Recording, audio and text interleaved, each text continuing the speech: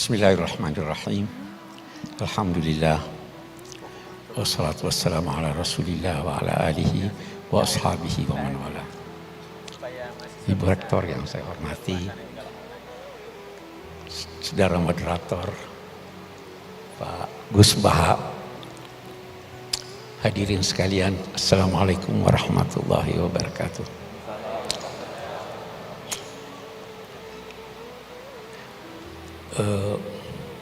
Saya tuh selalu terkagum-kagum dengan Gus Baha. Dapat saja dia kisah dari Al-Quran untuk dia jadikan sebagai nasihat buat kita semuanya. Jadi saya ingin memulai dengan mensyarah itu. Dua orang berselisih, satu kaya raya, satu miskin. Dia datang ke Nabi Daud. Kita perhatikan ucapannya. Inna hadza akhi lahu tis'un wa tis'una na'jah. Dia berselisih, tapi dia berkata, saudaraku ini. Lihat, kendati berselisih, dia masih berkata, saudaraku ini mempunyai 99 ekor kambing. Saya punya cuma satu. Dia mau yang satu itu juga dia ambil. Kita lihat lebih jauh. Nabi Daud begitu mendengar, dia lantas memberi putusan. Qad zalamaka bisu'ali na'jatik. Dia telah menganiaya kamu dengan menuntut dia punya yang satu itu. Kita lihat, benar enggak Nabi Daud ini? Tidak. Dia sadar bahwa dia telah memberi putusan sebelum mendengar dari pemilik 99. Apa maknanya? Jangan cepat-cepat beri putusan. Dengar dari seluruh pihak, baru beri putusan. Yang saya ingin katakan,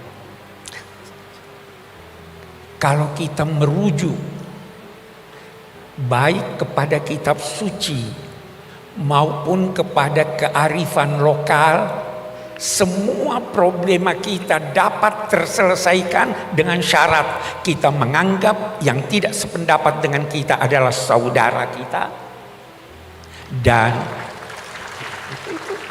ya kan, dan berusaha mencari solusinya dari tuntunan Tuhan dan kearifan lokal kita. Dan itu sangat banyak. Ini saya kira satu yang saya ingin menjadi mukaddimah dari apapun namanya, untuk kita menghadapi ini, merawat ukhuwah.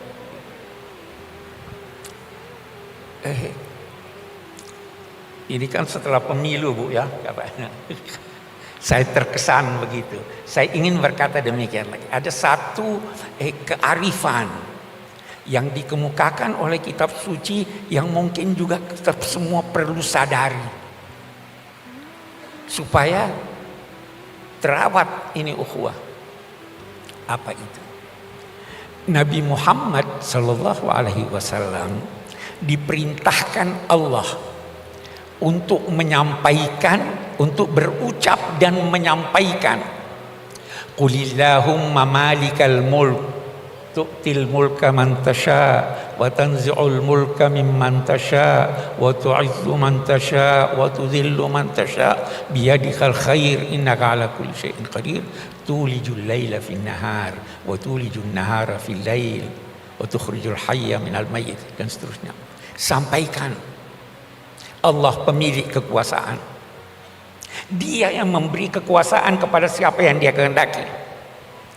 dan dia mencabut, dia katakan mencabut. Kenapa dia katakan mencabut? Karena yang kuasa biasa tidak mau kecuali dicabut. Mencabut kekuasaan dari apa yang dia kehendaki.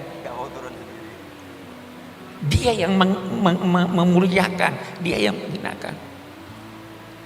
Tetapi ingat, di dalam genggaman Tuhan kebajikan itu, apa maknanya? Ikuti tuntunannya, pada akhirnya kamu mendapat kebajikan. Baru dia lanjutkan, sampaikan juga, wahai Tuhan, Engkau memasukkan malam di dalam siang, memasukkan siang juga di dalam malam. Engkau menghidupkan, mengeluarkan yang hidup dari yang mati, dan mengeluarkan yang mati dari yang hidup. Apa maknanya ini? Kata sementara pakar, inilah isyarat tentang teori dialektika. Jangan pernah menduga bahwa sesuatu yang sudah tidak ada harapan tidak mungkin muncul lagi. Karena Tuhan menghidupkan dari yang mati. Ikuti saja tuntunan Allah. Nah, apa tuntunan Allah? Ini tadi sebagian yang dikemukakan. Usahakan islah, usahakan perdamaian, usahakan merawat persaudaraan. Oke. Kemudian Nabi bersabda, sebagaimana keadaan kamu, begitulah ditetapkan penguasa kamu. Kama takununa yuwalla alaikum. Hei, apapun, siapapun yang berkuasa, kekuasaannya bersumber dari Tuhan. Walaupun yang berkuasa itu menentang Tuhan. Itu Namrud, musuhnya Nabi Ibrahim, itu diberi kekuasaan oleh Tuhan. Tetapi ingat, dia yang memuliakan dan dia juga yang menghinakan, dia yang mencabut. Karena itu saya ingin berkata begini, apapun hasil akhir pemilu kita, apapun hasil akhirnya, apakah calon Anda yang menang atau dia yang kalah, ketahuilah bahwa itulah cermin dari masyarakat kita. Sebagaimana keadaan kamu, kalau Anda baik, maka itulah cermin kebaikan. Tapi kalau Anda anggap buruk, itulah cermin masyarakat kita. Kalau itu cermin masyarakat kita, maka terimalah dengan legowo, tetapi usahakan untuk memperbaiki. Jangan sampai ukhuwah ini, karena ini modal kita nih, ukhuwah ini modal kita. Nah, yakinlah bahwa di tangan Tuhan kebajikan itu. Yakinlah. Nah, satu hal lagi. Kalau Anda tidak berhasil, Tuhan yang akan menetapkan buat Anda bantuan. Yakin itu. Itu ada di Al-Quran, itu dikatakan begini. Wa in kadu la yastafizzunaka liyukhrijuka minal ard idzan la yalbasuna illa qalil. Mereka itu hampir saja menjadikan engkau gelisah. Masyarakatmu gelisah dalam ketakutan. Kalau itu terjadi, yakinlah rezimnya pasti runtuh. Itu hukum kemasyarakatan. Jadi kembali pada tuntunan agama. Apapun hasilnya, kita terima sambil berusaha untuk memperbaiki, sambil menjaga ukhuwah ini, karena inilah modal kita. Kita tidak ingin ada dari luar. Mari kita selesaikan persoalan kita di dalam. Itu saya kira itu yang pertama. Sekarang saya ingin berbicara sedikit tentang apa sih ukhuwah itu. Apa itu ukhuwah? Ukhuwah itu dari segi bahasa berarti persamaan. Kita semua sama. Apapun persamaan antara sesuatu dengan sesuatu yang lain, maka itu saudaranya. Semakin banyak persamaan, semakin kukuh persaudaraan. Saudara itu dari bahasa Sanskerta. Saudara atau saudara, katanya artinya serahim, sama rahimnya. Kita serahim. Nah, kemudian berkembang maknanya sebagaimana perkembangan bahasa. Jadi ada persamaan. Saya memperoleh kesan bahwa saudara itu adalah yang seudara dengan Anda. Saudara. Binatang itu saudara kita, sama-sama kita. Wa ma min ta'irin yatiru bi janahihi illa umamun amsalukum. Tidak ada suatu burung yang terbang dengan kedua sayapnya di udara kecuali sama-sama kamu. Itu saudara kita. Setan itu orang yang boros itu saudaranya setan. Innal mubadzirina kanu ikhwana syayatin. Jadi siapapun yang seudara dengan Anda adalah saudara Anda. Saudara kita. Binatang saudara kita. Tumbuhan saudara kita karena dia saudara. Bahkan dalam ajaran Al-Quran, batu pun bisa menjadi saudara kita. Gunung itu mencintai kita. Uhudun yuhibbuna. Dia juga dalam dua tanda petik hidup. Hidup. Semua saudara kita. Apalagi kemudian karena itu bertingkat-tingkat dan bermacam-macam persaudaraan itu. Salah satu di antaranya adalah saudara sebangsa. Kita sama-sama. Apa itu bangsa? Beda-beda definisi para pakar tentang bangsa. Tetapi yang jelas dengan bangsa, lahir bangsa dari adanya persamaan. Sama dengan saudara. Boleh jadi persamaan sejarah, persamaan budaya, persamaan cita-cita. Kita sebagai bangsa banyak sekali persamaan kita. Bahasa lebih penting bahasa pikiran daripada bahasa lisan. Harus menyatu kita. Karena itu dalam konteks persaudaraan sebangsa kita harus mencari titik temu. Tanpa titik temu kita tidak bisa mewujudkan persaudaraan sebangsa. Saya teringat Sayyidina Ali pernah berkata begini.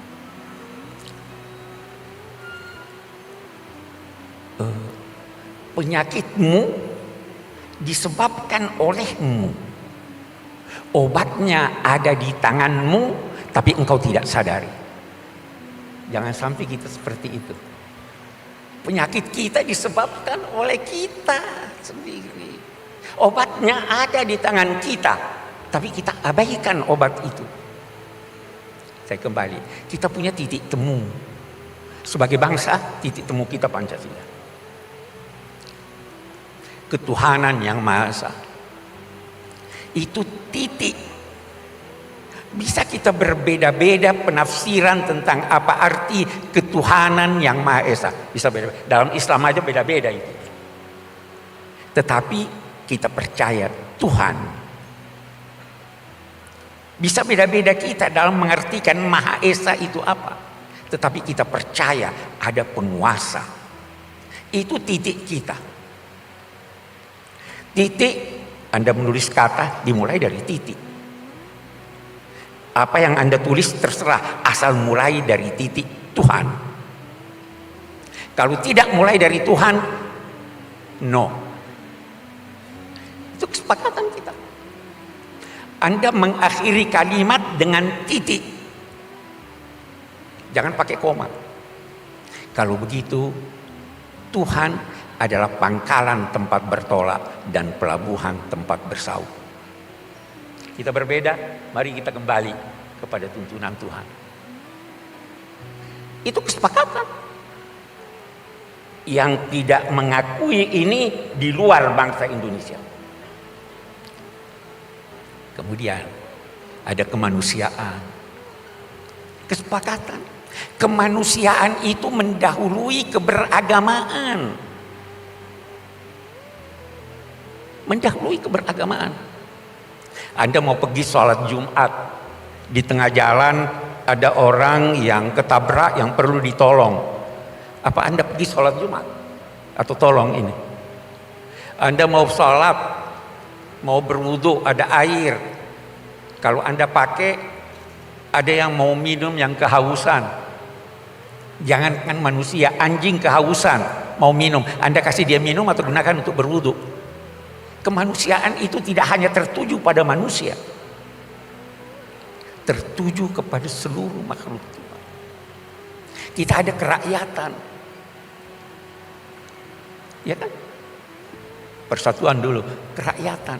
Saya itu merenung-renung tentang apa yang dirumuskan dan menjadi kesepakatan kita tentang kerakyatan yang dipimpin oleh hikmah kebijaksanaan dalam permusyawaratan perwakilan. Luar biasa, luar biasa.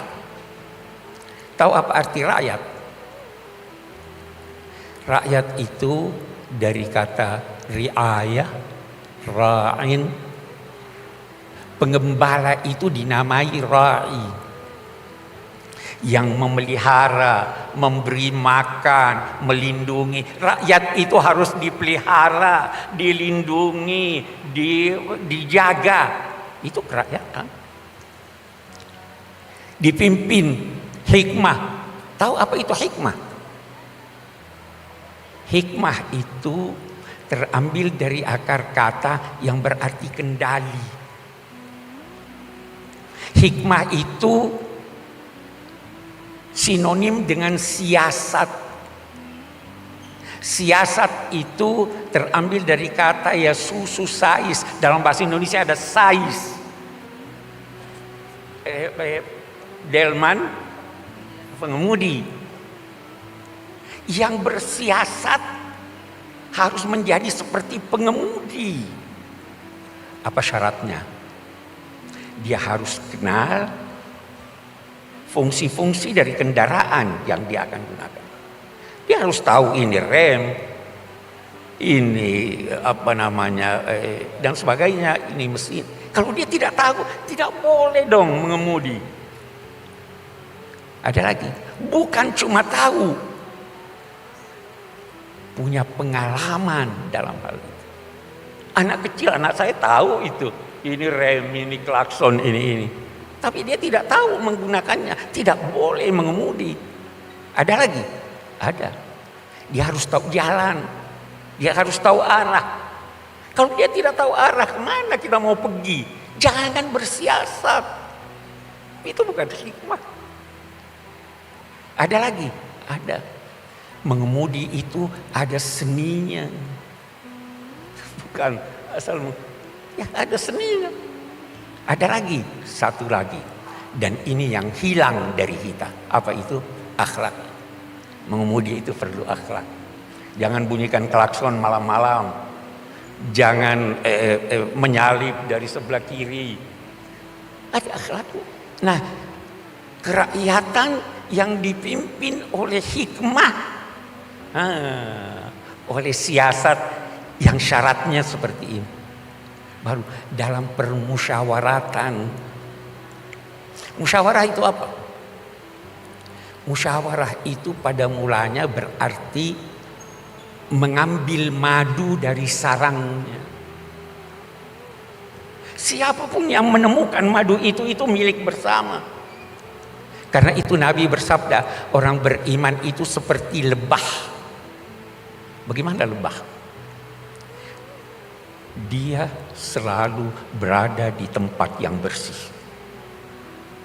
Kalau dia hinggap di dahan, dia tidak merusak. Ya, lebah begitu. Kalau dia menemukan kuntum bunga, dia tidak ambil sendiri. Dia menari-nari panggil yang lain, mari bersama-sama mengambil. Dia tidak mengganggu yang tidak diganggunya. Tetapi kalau dia menyengat, sengatannya obat. Itulah musyawarah. Saya ingin kembali berkata bahwa sebenarnya problema kita, kalau kita punya problem, boleh jadi kita tidak tahu penyakit kita apa. Dan kalau kita tahu, kita lupa bahwa obatnya ada pada diri kita. Kembali deh ke Pancasila, laksanakan itu secara baik dan benar, problema kita akan terselesaikan. Oke, kita bisa panjang berdiskusi menyangkut ini. Terakhir yang saya ingin katakan, persaudaraan itu dimulai dari jangan. Merawat itu lebih penting dari mengobati. Kita mau rawat. Bagaimana merawat? Kalau dalam tuntunan agama, jangan. La yaskhar qaumun min qaum. Itu di surat Al-Hujurat kan? Jangan satu kaum menghina kaum yang lain. Jangan sekelompok perempuan menghina kelompok perempuan yang lain. Boleh jadi yang dihina, yang dilecehkan lebih baik dari dia. La yaqtab ba'dukum ba'dan. Jangan mengumpat. Semua jangan. Kalau Anda bisa menghindarkan apa yang tidak baik, itu terpelihara. Nanti kemudian itu baru memberi. Itu kan merawatnya begitu. Kita rawat itu. Tidak. Dan terakhir, bersaudara. Siapa sih, saya kembali? Saudara itu siapa? Saudara itu, puncak persaudaraan itu adalah memandang orang lain adalah diri Anda.